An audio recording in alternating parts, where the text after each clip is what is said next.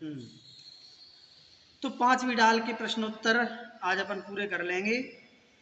सबसे पहले तो शिक्षा में क्या कहते हैं पंडित दौलत राम जी की पांचवी ढाल के अध्ययन से हमें सीखना चाहिए कि संसार, शरीर और भोगों की वास्तविकता का ज्ञान प्राप्त करके इनसे विरक्त होकर हम अपना कल्याण कर सकते हैं। इनसे संसार, शरीर और भोग, ये तीन चीजें याद रख लो आप लोग, है ना। संसार, शरीर और भोग, इनसे इनकी वास्तविकता ज्ञान प्राप्त करके और इनको विरक्त होना। 12 भावना के चिंतन हमें वैरागी की ओर ले जाता है। वास्तव में 12 भावना का चिंतन करना मुनि धर्म प्राप्त करने की भूमिका है। क्या है? भूमिका, प्रस्तावना है, नींव है। ठीक है। तो इसलिए 12 भावनाओं के चिंतन से मुनि धर्म के प्रति हमारे मन में प्रीति उत्पन्न होती है। चलिए, सबसे पहला प्रश्न है, अनुप्रेक्षा किसे कहते हैं और इनके क्या नाम हैं? तो संसार, शरीर और भोगों आदि की असारता का बार बार चिंतन करना, वही अनुप्रेक्षा कहलाता है। संसार, शरीर और भोग, इनकी असारता का चिंतन करना कि इनमें सार नहीं है, सब मायाजाल है। और ये 12 हैं: अनित्य, अशरण, संसार, एकत्व, अन्यत्व, अशुचि, आश्रव, संवर, निजरा, लोक, दुर्लभ, धर्म। ये नाम वाली 12 अनुप्रेक्षा होती है। मुनि किसे कहते हैं? प्रश्न दूसरा है, जो समस्त आरंभ और परिग्रह से, समस्त आरंभ परिग्रह के और विषय भोगों के त्यागी होते हैं। आरंभ, परिग्रह और विषय भोग, मुनि किसे कहते हैं? जो आरंभ, परिग्रह और विषय भोग के त्यागी होते हैं, ज्ञान ध्यान तप में लीन होते हैं, केतों का लंचन करते हैं, पीछे का मंडल साध रखते हैं, ये वो मुनि कहलाते हैं। हाँ, मुनि, मुनि साधु एक ही चीज है। प्रश्न नंबर 3, वैराग्य किसे कहते हैं? संसार, शरीर और भोगों से उदासीन होने का नाम वैराग्य है कि नहीं? अब वैराग्य, वैराग्य तो अपन लोग कहते हैं, सुनते हैं। वैराग्य का मतलब क्या है? कि इनको वैराग्य हो गया, मतलब क्या? संसार, शरीर और भोग, संसार, शरीर और भोग सब हो गया इसी में। 3 नामों में पूरी दुनिया समा गई, संसार, शरीर और भोग। तो घर छोड़ना वैराग्य नहीं है। संसार, शरीर और भोगों से उदासीन हो जाना, विरक्त हो जाना, उसका नाम वैराग्य है। 12 भावनाओं के चिंतन का क्या फल है? तो जैसे वायु के संयोग से जिमी ज्वलन पवन के लागे, जिमी ज्वलन पवन के लागे, जिस प्रकार से, हाँ, जिस प्रकार से वायु के संयोग से अग्नि में वृद्धि होती है, वायु के, हवा के संयोग से अग्नि में वृद्धि होती है, अग्नि बढ़ती है, वैसे ही भावनाओं के चिंतन से वैराग्य बढ़ता है, मतलब दृढ़ होता है, जिससे समता में वृद्धि होती है, समता परिणामों में वृद्धि होती है और समता से आत्मिक सुख प्राप्त होता है। अब अनित्य अनुप्रेक्षा कैसे कहते हैं? अब एक एक करके सब सारी भावनाओं का भी रिवीजन हो रहा है। तो इसका फल क्या है? अनित्य अनुप्रेक्षा स्वस्वामी भाव से ग्रहण किए हुए चेतन, अचेतन एवं मिश्र पदार्थ और इंद्रिय आदि के भोग इंद्रधनुष एवं बिजली के सदृश क्षण भंगुर हैं। क्या? स्वस्वामी भाव से ग्रहण किए हुए, स्वस्वामी भाव मतलब स्वयं को स्वामी मानना, स्व मतलब स्वयं को, स्वामी मतलब स्वामी, उसका मालिक। तो सारी वस्तुएं, चाहे वो चेतन हो चाहे अचेतन हो, चाहे शरीर के भोग की सामग्री हो, इनको स्वस्वामी भाव से ग्रहण करना है ना। और उस ग्रहण करने वाली स्वस्वामी भाव से ग्रहण किए हुए चेतन मतलब परिवारजन, ये चेतन हो गए, और अचेतन बाकी घर, गाड़ी घोड़ा, ये सब चीजें अचेतन हो गए। और मिश्र मतलब दोनों मिले हुए, जहां जीव और अजीव दोनों मिले होते हैं, इसका ऐसे भी हो सकता है, और कुछ चीजें, इसका उदाहरण मुझे नहीं याद आ रहा क्या होगा। और इंद्रिय आदि के भोग के ये सब चीजें कैसी हैं, इंद्रधनुष और बिजली के जैसी क्षणभंगुर है ये सब चीजें। ठीक है, ऐसा चिंतन करना अनित्य भावना है। मतलब सीधी सी बात है कि हर चीज क्षणभंगुर है, बस यही सोचना क्षण वो अनित्य भावना है। जैसे विवेकी मनुष्यों को झूठे भोजन में ममत्व नहीं होता, उसी प्रकार स्त्री पुत्र धन वैभव का योग आदि हो जाने पर भी ममत्व नहीं होता है। यही भावना का फल है। मतलब इस भावना को भाने से क्या होगा, इस भावना को भाने से ये होगा कि भले सारी चीजें हमें मिल गई हैं, लेकिन फिर भी हमें उनसे हाँ उदासीन हो जाता है व्यक्ति, यदि ये भावना भाता है तो। क्योंकि वो सब देख रहा है कि क्षणभंगुर है, इसलिए सब चीजें उसको उपलब्ध हो जाने के बाद भी वो उनसे विरक्त रहता है, उदासीन रहता है। ये इस भावना का फल है।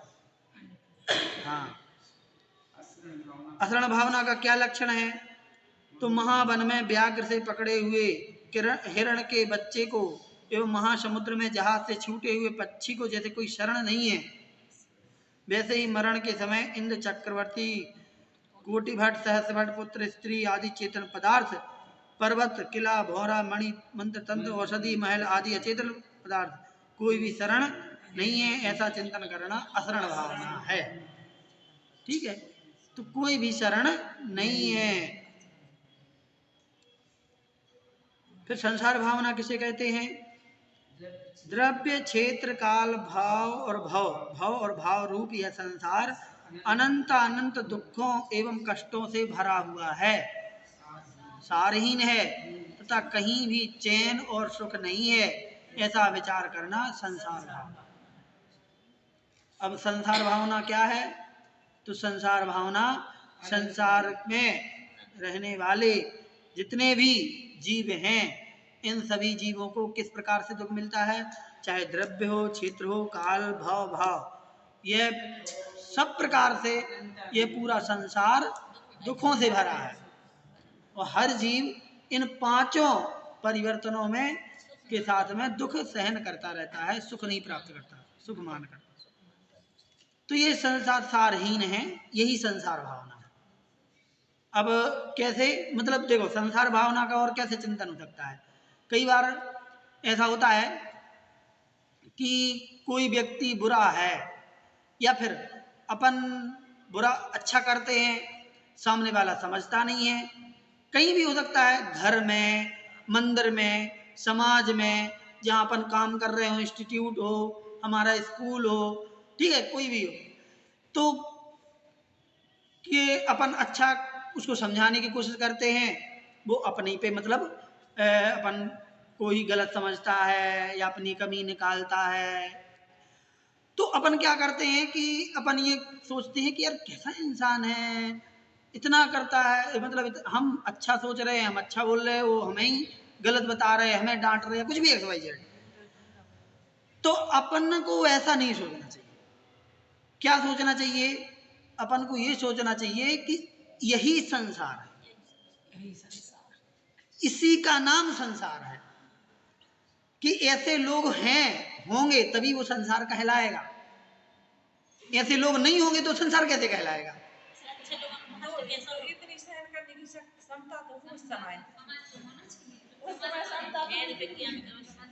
तो जब अपन ये चीजें, इन चीजों को समझ लेते हैं, जब इन चीजों को समझ लेते हैं तो वो चीज भी समझ आ जाती है। कई लोगों की ऐसा नेचर होता है, बाई नेचर डांटने का होता है, वो छोटी छोटी बातों पे डांटते ही हैं। मतलब भले कई लोगों का अंदर से खराब नहीं होते, लेकिन बाहर से उनका जैसे कहते हैं कि मुंह चलता ही रहता है, समझ गए ना, बोलने की टोन खराब। हाँ, सबके लिए।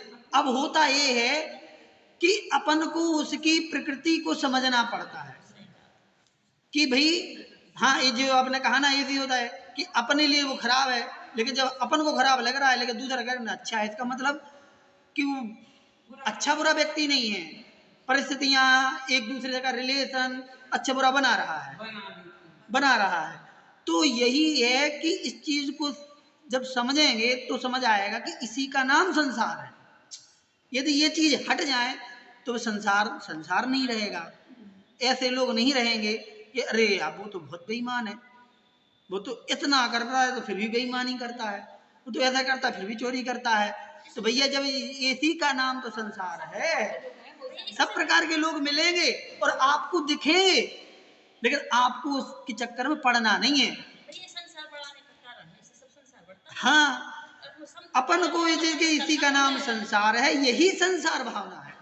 बस ऐसे सोचो कि ये जो ऐसे कर रहे हैं ये क्यों कर रहे हैं, कब कर्मों से कर रहे हैं। जो इस प्रकार के जो वैरायटी के लोग मिल रहे हैं ना, ये वैरायटी के लोग मिलने का नाम ही संसार है, यही संसार है और यहीं से दूर होना है। तो इससे क्या होगा, आपका किसी से द्वेष ज्यादा नहीं होगा, किसी से झगड़ा नहीं होगा, मंदिर में भी मनमुटाव नहीं होगा। कई लोग मंदिर में कि देखो मंदिर में बैठे ऐसा कर रहे, मंदिर में ऐसा बोल रहे, भैया होते हैं सब आपके जैसे नहीं है आदमी दुनिया में।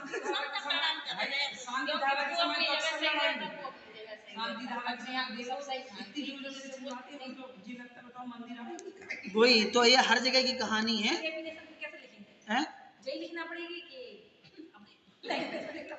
आप जो भी लिखेंगे, देखो यहाँ तो 2 लाइनें लिखनी पड़ती हैं, तो मेन यही है कि संसार असार है, यही संसार भावना है। संसार कहता है सारहीन है, यहाँ पर जो है हर जीव द्रव्य क्षेत्र काल भाव और भाव के अनुसार दुखों को ही सहन करता है, यहाँ कुछ भी उसको हासिल होने वाला नहीं है। आप अपने हिसाब से भी समझ के लिख दोगे, गलत नहीं माना जाएगा, ठीक है।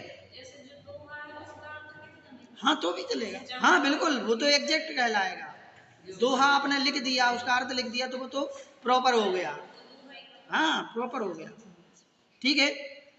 तो ये संसार है, ये हमने इसलिए बताया ये संसार भावना पे, क्योंकि इस पर सब बहुत ज्यादा माथापच्ची होती है, माथापच्ची होती हैं। अब मान लो हम अपने स्कूल का लें, अब कई बार होता है कि सामने वाले की आदत ही पड़ी है कि वो मतलब ऐसे ऐसे काम करने की, ठीक है, या किसी को भी ऐसा टोकना टोकना टोकना टोकना, तो ये कि भाई वे ऐसे बोलते रहते हैं और आप सुनते रहते हो कि हाँ पता है कि भी उनको समझा नहीं सकते, तो उनके क्यों उनसे उलझना है करना। हाँ बस यही रहता है। चलिए सुनिए, अब इसको पूरा कर लेते हैं। एकत्व भावना किसे कहते हैं? जो अपनी आत्मा है वही सदा अविनाशी, परम हितकारी एवं परम बंधु है। विनश्वर, अहितकारी, पुत्र कलत्र और मित्र आदि बंधु नहीं है, अथवा पुण्य और पाप कर्मों के जितने फल हैं उनको यह जीव अकेला ही भोगता है, स्त्री पुत्र आदि कोई नहीं बांट सकता। ऐसा चिंतन करना एकत्व भावना है। अपने अकेलेपन का चिंतन करने का नाम एकत्व भावना, अपने अकेलेपन के चिंतन, ठीक है। ये समझने के लिए हैं, बाकी सही उत्तर आप 12 भावना के दोहे हैं उनको याद कर लो जितने हो जाए, नहीं तो उनका अर्थ याद कर लो ऐसे। तो शुभोपयोग किसे कहते हैं?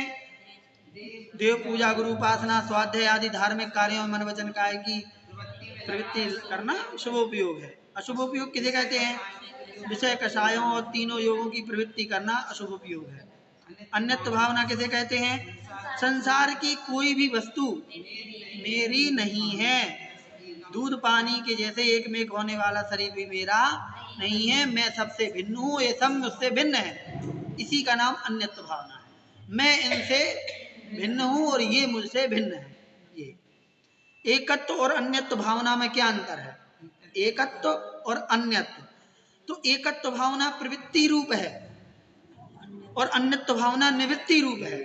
अन्यत्व भावना में मैं इनसे अलग हूं, एकत्व भावना मैं अकेला हूं, ठीक समझ गए ना? ये अथवा एकत्व भावना कार्य रूप है और अन्यत्व भावना कारण रूप है। अन्यत्व भावना कारण है, एकत्व भावना कार्य है। मतलब अन्यत्व भावना पहले भानी पड़ेगी तब तो, कि भाई मैं इनसे भिन्न हूं, अपने आप को सबसे अलग मानो। जैसे जब क्लास में एक मॉनिटर बना दिया जाता है तो वो क्या करता है, अपने आप को पहले सबसे अलग, कि ये सब स्टूडेंट एक जैसे और हम इनसे अलग हैं। ऐसे कोई विधायक बन जाए, कोई मंत्री बन जाए तो उन्हीं लोगों में से उठ करके बन जाता है। फिर क्या, वे सब अलग हैं, मैं इनसे अलग हूँ। और जब अलग हो जाता है तो फिर वो अकेला हो जाता है, फिर वो अकेला कुर्सी पे बिठाया जाएगा। हाँ हाँ, वैसे वैसे। असुचि भावना किसे कहते हैं? यह शरीर, हड्डी, मांस आदि निंदित वस्तुओं का घर है, नवद्वारों का पिंजरा है, मलमूत्र आदि अशुचि मलों की उत्पत्ति का स्थान है। केवल इतना ही नहीं, अपितु अपने संसर्ग से पवित्र एवं सुगंधित पदार्थों को भी अपवित्र कर देता है। ऐसे अपवित्र शरीर से कैसे स्नेह करूं, ऐसा चिंतन करना सिखाओ। आश्रव भावना किसे कहते हैं? मन वचन काया की चंचलता से जो कर्म आते हैं उन्हें आश्रव कहते हैं। मन वचन काया की चंचलता से, मन वचन काया की चंचलता से क्या होगा? योग कहलाएगा। ठीक, तो योग से आश्रव होगा। यह आश्रव आत्मा को दुख देने वाला है। जैसे रत्नों से भरा छिद्र सहित जहाज भी समुद्र में डूब जाता है। रत्नों से भरा है लेकिन छेद है, तो छेद से पानी भर जाएगा, डूब जाएगा। वैसे ही अनंत गुणों का भंडार यह आत्मा है अपना, लेकिन आश्रवों के कारण से यह संसार समुद्र में डूब जाता है। मतलब ये आत्मा को जहाज बना दिया और उसमें सम्यक दर्शन आदि गुण भरे हुए हैं बहुमूल्य, लेकिन आश्रव रूपी छेद है तो कर्माते जा रहे हैं तो डूब जाएगा। संबर भावना किसे कहते हैं? कर्मों का आना रुक जाना संबर है।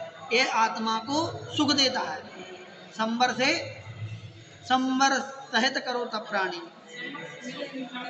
हाँ, जैसे जिसमें जल आ रहा है वही जहाज छिद्र बंद हो जाने से जल के ना घुसने पर निर्विघ्न पार हो जाता है, मतलब ना डूबने पर पार हो जाता है। वैसे यह जीव रूपी जहाज भी आश्रव रूपी छिद्रों के बंद हो जाने से सुख को प्राप्त कर लेता है। जहाज का जो छिद्र था आश्रव हो रहा था, छिद्र को बंद कर दो, बंद कर देंगे तो वो डूबेगा नहीं, पार हो जाएगा। ऐसे ही यहाँ पे आश्रव को रोक दो तो यह आत्मा भी संसार से पार हो जाएगा। निर्जरा भावना किसे कहते हैं? कर्मों का एक देश झरना निर्जरा कहलाती है। अब तो ये चीजें रिपीट हो गई कई बार, तो आप लोगों को याद भी होने लगी। निर्जरा क्या है? कर्मों का एक देश झरना, मतलब थोड़े थोड़े कर्मों का झरना निर्जरा है। इसमें दो वेद होते हैं, कौन कौन से? सविपाक और अविपाक। अपना अपना समय आने पर कर्मों का फल दे करके अलग हो जाना, ये सविपाक निर्जरा है। अपना अपना समय, जब उनका समय पूरा हुआ फल दे करके और चले जाएंगे, खत्म हो जाएंगे, यह सविपाक निर्जरा। इससे आत्मा का कोई लाभ नहीं, क्योंकि वो झड़ेगा तो दूसरा बैठा ही है कर्म, वो आगे झड़ेगा, इससे कोई मतलब नहीं। फिर किंतु तप के द्वारा कर्मों का नष्ट होना ये अविपाक निर्जरा है। तप के द्वारा, यही निर्जरा मोक्ष फल देती है, ऐसा चिंतन करना निर्जरा भावना है। मतलब इन दोनों चीजों को चिंतन करते रहो, यही निर्जरा भावना है। लोकानुप्रेक्षा का क्या लक्षण है? छह द्रव्यों से परिपूर्ण यह लोक ना किसी के द्वारा बनाया गया है। ठीक है, लोक भावना है, लोकानुप्रेक्षा लोक भावना के जो छह द्रव्य रूप का जो बना हुआ ये लोक है, ये किसी के द्वारा बनाया गया नहीं है, ना कोई इसकी रक्षा करता है, ना कोई बनाता है, ना इसकी रक्षा करता है, मतलब पालन करता है, पोषण, जो हम उस दिन बात कही थी, और ना कोई इसकी नाश करता है। और दूसरे धर्मों में यही मुख्य रूप से बताया गया है कि ये सृष्टि के कर्ता हैं, ये इसके रक्षक हैं, मतलब पालक हैं, और ये अंत में नाश कर देते हैं, तीन देव हो जाते हैं। लेकिन अब ऐसा नहीं है, यह लोक अनादि निधन है। समता के भाव में, समता के अभाव में, बिना समता के कारण जीव संपूर्ण लोक में भ्रमण कर रहा है, ऐसा चिंतन करना ये लोकानुप्रेक्षा है। मतलब अकेले लोक के आकार का वर्णन नहीं करना, ये लोग किसी कबहू न करे न धरे को, षड्द्रव्यमयी न हरे को। ये लोग किसी ने बनाया नहीं है, ना कोई इसका रक्षक है, ना कोई नाश कर सकता है। ये अनादिकाल से है और इसी संसार में यह जीव रहता है और दुखों को भोगता है, भ्रमण करता है। ऐसा सोचना लोकानुप्रेक्ष है। लोक में क्योंकि लोक का वर्णन कर होता है, आप लोक का पूरा स्ट्रक्चर आप देखोगे। संसार एक, हाँ, संसार में कोई चीज नहीं दिखेगी आपको, संसार में कोई वस्तु नहीं दिखेगी। लोक में आपको 3 लोक का नक्शा दिखेगा, आपको स्वर्ग दिखेंगे, आपको नरक दिखेंगे, आपको मध्यलोक दिखेगा, जम्बूद्वीप दिखेगा, कौन कहाँ रहता है ये दिखेगा आपको, ये सब दिखेगा उसमें। और फिर ये दिखेगा कि ये जीव है, ये यहीं चक्कर काटता रहता है, ये मध्यलोक में है, फिर नरकों में जाएगा, फिर नरक से फिर रहेगा मध्यलोक में, फिर ऊपर जाएगा, फिर ये होगा क्या, लोक भाव। और संसार भावना में, संसार भावना में ये संसार असार है, ये संसार काम का नहीं है, ये सारहीन है, हाँ, दुखों से भरा हुआ है, ऐसा संसार भावना में। हाँ, संसार भावना के बाद संसार के बाद निद्रा भावना आती है। हाँ, बोधि दुर्लभ भावना किसे कहते हैं? तो बोधि दुर्लभ क्या है, देखो यहाँ से ही बताएंगे। देखो, एक इंद्रिय, फिर विकलत्रय, एक इंद्रिय मतलब 5 स्थावर, विकलत्रय मतलब 2 इंद्रिय, 3 इंद्रिय और 4 इंद्रिय, ये 3, पंचेंद्रिय, 5 इंद्रिय हो गया। फिर संगी, पंचेंद्रिय में भी संगी होना, मन सहित हो जाना, पर्याप्त होना उसमें भी, फिर नर पर्याय प्राप्त करना, फिर उत्तम कुल मिल जाना, फिर उत्तम देश मिल जाना, फिर सांगोपांगता मिल जाना, मतलब हाथ कान नाक पैर सब होना चाहिए, फिर सुंदर रूप होना कि हाँ खुद को आईना में देखने का मन हो ऐसा नहीं तो कैसे देखेंगे फिर अपने आप को। तो सुंदर रूप होना, इंद्रियों की पूर्णता होना, सभी इंद्रियां काम करने वाली हो, मतलब ऐसा नहीं कि कान बना तो है लेकिन सुनाई देता नहीं, तो इंद्रियां पूरी होना,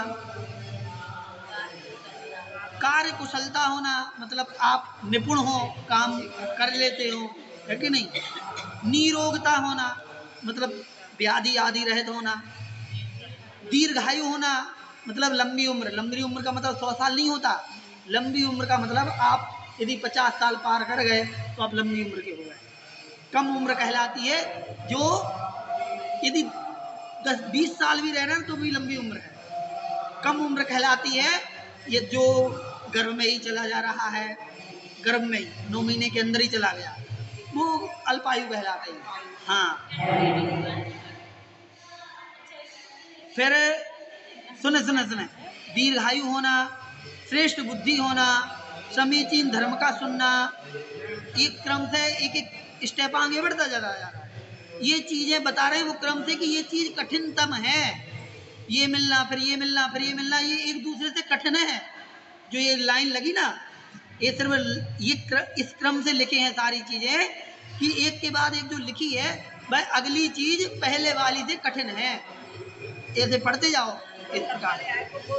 हाँ, निरोगता होना, फिर दीर्घायु होना उससे कठिन है, फिर श्रेष्ठ बुद्धि होना, दिमाग अच्छा चलना, ये और कठिन है, समीचीन धर्म का सुनना ये और दुर्लभ है, फिर ग्रहण करना, सुन तो लिया पर ग्रहण नहीं कर पाते तो ग्रहण कर लेना और दुर्लभ है, फिर धारण करना, अब सुन तो लिया ग्रहण कर लिया लेकिन धारणा नहीं बन रही, मतलब स्टेबिलिटी नहीं आ रही, दृढ़ नहीं है, फिर श्रद्धान करना कि मान लेना समीचीन हाँ यही सही है, और फिर संयम ले लेना, व्रत नियम ले लेना, ये और कठिन है, फिर विषयों सुख से परामुख होना, मतलब विरक्त हो जाना विषय सुखों से, और क्रोधादि कसायों से निवृत्ति, ये उत्तरोत्तर दुर्लभ है ये चीजें एक दूसरे से। कदाचित मिल भी जाए तो भी बोधि और समाधि की प्राप्ति तो अति दुर्लभ है, मतलब मुनि व्रत धार अनंत बार गरीब कहीं तक जावे अनंत बार गिरिभग होकर लौटे आएंगे, लेकिन बोधि की प्राप्ति नहीं हो पाती है। इसलिए क्या होता है, बार बार संसार में भटकते रहते हैं। ऐसा चिंतन करना बोधि दुर्लभ। बोधि और समाधि के क्या लक्षण है, सुनिए। पहले नहीं प्राप्त हुए सम्यक दर्शन, सम्यक ज्ञान और सम्यक चारित्र की प्राप्ति होना बोधि है। बोधि क्या है, जो अभी तक आपको प्राप्त नहीं हुआ है, ऐसा सम्यक दर्शन, सम्यक ज्ञान और सम्यक चारित्र प्राप्त कर लेना बोधि है।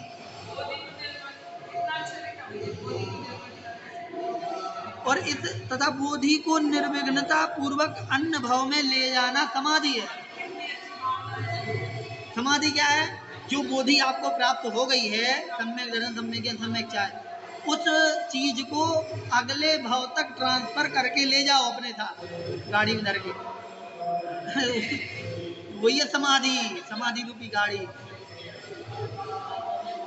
सम्यक ज्ञान को अति दुर्लभ क्यों कहा है, क्योंकि दिगंबर मुनिराज ही इसे अपने हृदय में धारण करके मोक्ष पद प्राप्त करते हैं। दिगंबर मुनिराज इसे धारण करके मोक्ष पद प्राप्त करते हैं। बिना सम्यक ज्ञान के तो इस जीव ने अनंत बार मुनिव्रत धारण करके 9वें ग्रीवेक में अहिंद्र पद प्राप्त किया है, लेकिन मोक्ष प्राप्त नहीं कर सका। इसलिए ये बोधि जो है ये अति दुर्लभ है, क्योंकि बोधि मिल जाएगी तो मोक्ष भी हो जाएगा, बोधि नहीं मिलेगी तो मोक्ष अटका रहेगा। क्या बोधि मतलब, भाई बताओ आप बताओ।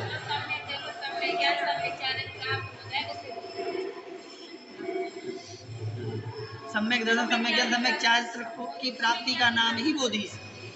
3 रत्नत्रय की प्राप्ति बोधि है।